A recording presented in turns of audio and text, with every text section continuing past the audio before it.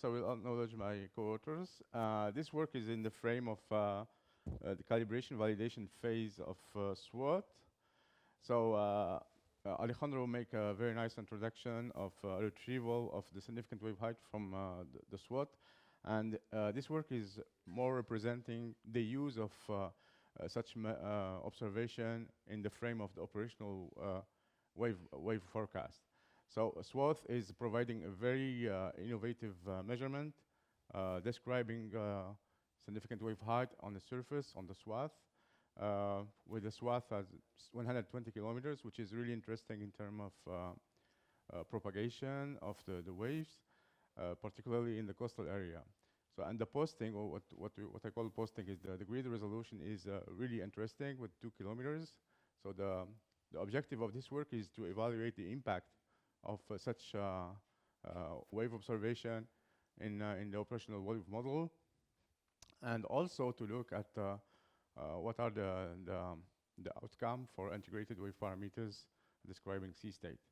So the second objective is to look at some useful combination between CFOSAT, wave spectra, and also significant wave height from SWOT, particularly in a maximum wave height during the storms, like the one happened in November, last November, which it was a record in terms of maximum wave height at the buoy near Brittany in France, measured of 21 meters of buoys really close to the coast. So SWOT, as shown by Alejandro, it gives you a very nice significant wave height on the swath of 120 kilometers, 60 kilometers each side along the track of the nadir. So the level 2 product is providing some signal parameters, and also wind speed on the surface, also the intensity of the wind, and also sigma naught.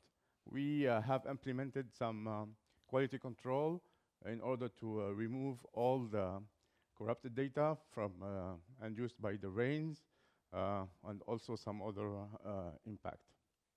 So the quality control is particularly to avoid the introduction of such error in the model and propagate it for a long distance.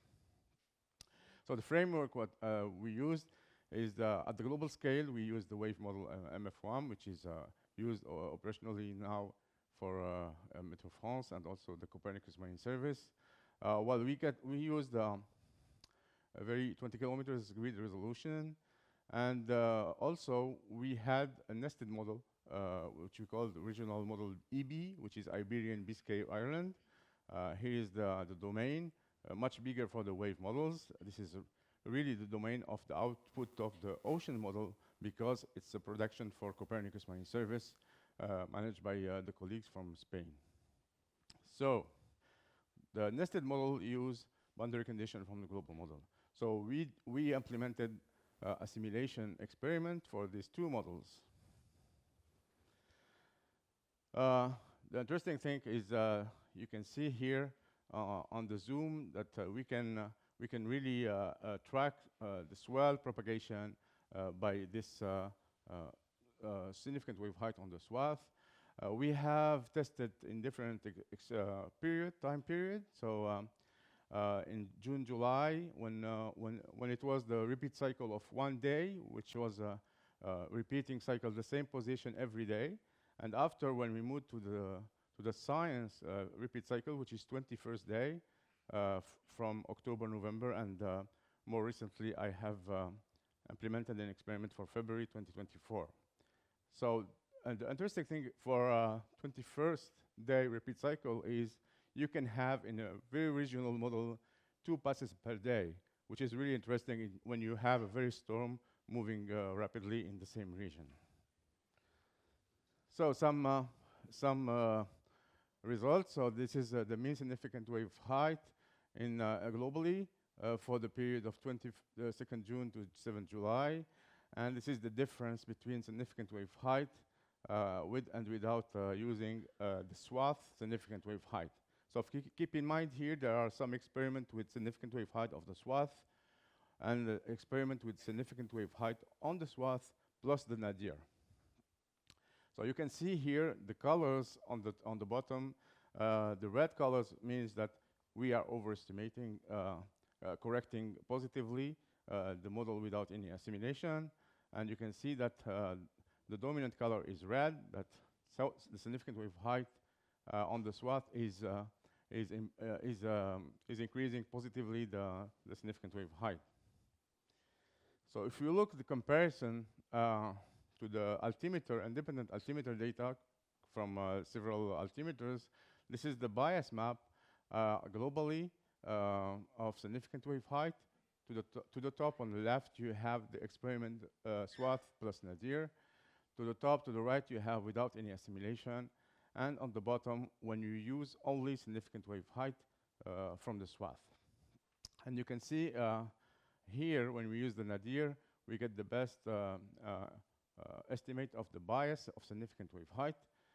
However, here, we can see that in some dashed circles here, higher latitude, for example, in the Indian Ocean, and also in the Atlantic and the Pacific, we have a slight overestimation of significant wave height after the assimilation. This is when the repeat cycle was 1 day. So the problem of the 1 day repeat cycle, so you cannot cover more precisely all the ocean domain, and you cannot bring the corrections and spread the correction in all the ocean sometimes. So in terms of scatter index, this is some example here. This is with the assimilation of the swath and the swath plus nadir. And you can see that the standard deviation is almost the same. More precisely here, you can see that when we use the assimilation, red color with the swath and the yellow color with the nadir and the swath, we improve scatter index of significant wave height in different regions, high latitude, mid latitude, and the tropics. So, but the correction is very small. This is because of the repeat cycle of 1 day. Another example here is the mean difference. We wanted to look what are the difference between significant wave height after the assimilation of these two experiments, swath plus nadir and the swath. And you can see here when we add the nadir, so we have a kind of a different correction negatively, which reduces the overestimation of significant wave height induced by the swath. And here's the example when you have a comparison without any assimilation. So you can see that the red color here is really correlated to the blue colors, which means that the nadir, which is really good in terms of and accurate in terms of significant wave height, try to remove some overestimation of the swath significant wave height. Rapidly here, just to show some variability of significant wave height bias depending on the peak period. You can see on the left the nadir experiment, which is pretty good. We are really having a very very narrow bias for all the ranges of the peak period. And you can see here when we are over 10 seconds, which means the swell wave period. So you have an increase of the significant wave height bias in comparison with altimeters. Rapidly, this is I will show rapidly the impact in the other period regarding to the repeat cycle of 21 days. So you can see that we have more impact. This is the example without any assimilation. So then you can see that the overestimation of the model in the Southern Ocean, in North Atlantic and North Pacific. And you can see when we have the assimilation of the SWOT, we have a very nice removal of the bias, which is pretty good. So this is more recent data. Probably there is an improvement in the processing of the level 2 from the French Space Agency. So this is really good news. And so here, when we add the nadir in the experiment for this month of February, so you can see that we slightly improved the significant wave height, in particularly some high waves near the Indian Ocean and also in the North Pacific. So really, this is really nice to see that the assimilation is working well with the new data from the SWOT in February 2024. Rapidly, 24 first day cycle has a more enhanced improvement of the assimilation in terms of standard deviation and scatter index. So you can see here in the different region, high latitude and mid latitude and tropics, for the experiment only with the SWOT significant wave height, and when we add the nadir, we improve significantly the scatter index, and the additional assimilation of the nadir enhance the impact in different ocean region.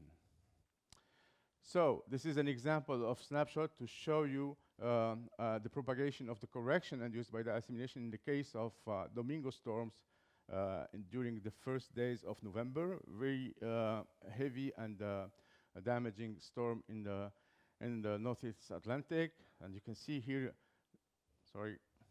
the peak of the event is in the average is 9 meters. It has been recorded really a very extreme maximum wave height. And you can see here the impact. This is a snapshot of 3 hourly during these 2 days of 4th and 5th November. You can see that the impact near the coastal area is very strong, which means that we are really correcting from the local place of the storm and propagating pretty well the correction until the coastal area in the channel and also in the Gulf of Biscay. And also particularly in the Mediterranean, where we have at that time a very strong wind tramontane, and you can see that the red color shows positively the improvement induced by the assimilation. So for the nested model, rapidly, we looked at the Saharan storm in the same period, and you can see here on the left, when we have the assimilation of the with and without nadir, and when we add the nadir, the SWOT significant wave height, you can see that we strongly enhance the difference, the average difference of significant wave height, particularly Southern Ireland and also in the Gulf of Biscay, and other pathway of the swell going to the Canary Island and also to the Norwegian coast on the north part to Iceland. The validation here for the nested model, a high resolution nested model, so then you can see that without assimilation here, and on the top to the right we have the case of nadir and the SWOT assimilation, and on the bottom we have the nadir only. And you can see that when we add in this example of October, November, the assimilation of the SWOT significant wave height, we improve significantly the significant wave height bias for the higher swell, which is really interesting. In this example, we had a very high dominant peak period. So QQ plot here shows comparison with the altimeters. On the x-axis, you have the altimeters and the model on the y-axis. And we can see here in the zoom, if, the QQ plot is close to the perfect line shown by the dashed line. And you can see the color orange and green is closer to the perfect line in comparison with the blue one, which is without any assimilation. So this is really a good news for high significant wave height from 9 to 12 meters. And you can see that the best performance is given by the additional assimilation of SWOT significant wave height. Further, you can see here that this is the PDF of significant wave height compared to the altimeters for the average value between 1 and 3 meters. So Alejandro, so then you can be confident. So then here in the PDF, we are improving the PDF for these ranges of significant wave height. They are close to the observation here shown by the black line, and the green and the orange are representing the nadir and the SWOT plus the nadir, and the blue here is more overestimating these ranges of significant wave height. Another example showing a longer track comparison. This is the track during this storm of Ciarán, really close to the channel, very coastal area, and also in the Gulf of Biscay. And you can see here the cross is showing the observation, red color, and the orange is nadir, and the green is the SWOT plus nadir. And you can see that they are more close to the observation of altimeters than the black line for the case of without assimilation. So we are really happy with this result. So what we looked at more, so this is an example of 17 February. We have this framework of this tracks from SWOT and the significant wave height on the swath. And you have also in the same time the CFOSAT and the wave spectra provided in this example. This is the Northeast Atlantic. The CFOSAT is providing the wave spectra on each side of the long track of the swim. And in this example, you can see here when we have this is the difference in this example of 17 February. You have the difference, average difference of significant wave height with and without assimilation. So the red color means that we are increasing the significant wave height, and the blue color is we are decreasing. The model is overestimating. And on the bottom to the right, this is when we use an experiment using both swath significant wave height and the wave spectra from CFOSAT. And you can see that on the difference between the two experiments with the swath and the swim and only with the swath, you can see that in the dashed circles that CFOSAT is really correcting some typical overestimation of the swath significant wave height. An example here for the Gulf of Biscay near Iceland, and also near the Canary Islands. Well, here are the key messages. Well, the assimilation of CFOSAT is really showing some very interesting application for operational wave forecasting, particularly for storm event and tracking of swells. And so we are really have seen with the validation that significant wave height from the swath of SWOT has tendency to overestimate significant wave height, particularly for the high range of significant wave height and also for the small range. The other thing is we have also seen that by adding significant wave height from the swath, we really enhances the impact, and for many typical ocean region affected by the storm, like Southern Ocean or also the Northeast Atlantic. So we will also work in the next future, by this combination between swim and the SWOT measurement in order to evaluate more the impact in the wave forecast. And we're also working on improving the assimilation scheme, because such data of high resolution of 2 kilometers, we need to really adapt the assimilation in order to not propagating too much the information provided by the observation in the area. So we have to play with the correlation length of the observation and also improve the background of covariance of the model. Thank you.